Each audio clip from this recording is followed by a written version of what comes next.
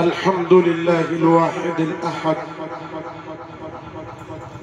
الفرد الصمد الذي لم يلد ولم يولد ولم يكن له كفوا أحد.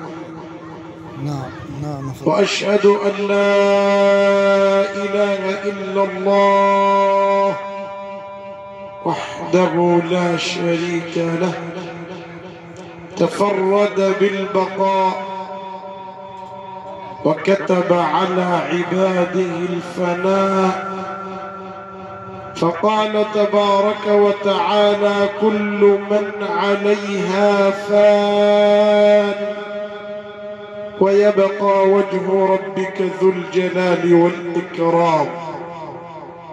وأشهد أن سيدنا محمدا رسول الله خير من صلى وصام وحج واعتمر وطاف بالبيت الحرام، وقام لربه ليلا والناس نيام، وذاق سكرات الموت عليه أسفى السلام. نعاه ربه في القرآن الكريم فقال له: إنك ميت وإنهم ميتون. ثم أما بعد، فيا أيها الأحباب الكرام،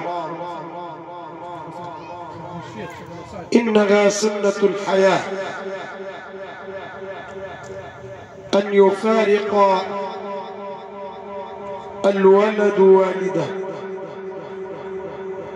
وأن يفارق الوالد أبناءه وزوجه،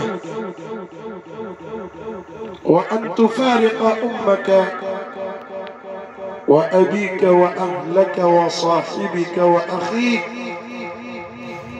لأن الله تبارك وتعالى حكم على سائر خلقه بهذا الأمر فقال: كل نفس ذائقة الموت ثم إلينا ترجعون. ولكن ساعة أن تنزل هذه المصيبة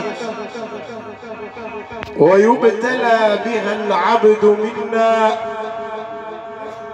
عليه أن يتمسك وأن يصبر وأن يسلم الأمر إلى الله، وأن يذكر مصابه في النبي صلى الله عليه وسلم، وأن يقول كما علمنا رسول الله صلى الله عليه وسلم: إن لله ما أعطى وله ما أخذ وكل شيء عنده بمقدار، ولا نقول إلا ما يرضي ربنا، إنا لله وإنا إليه راجعون.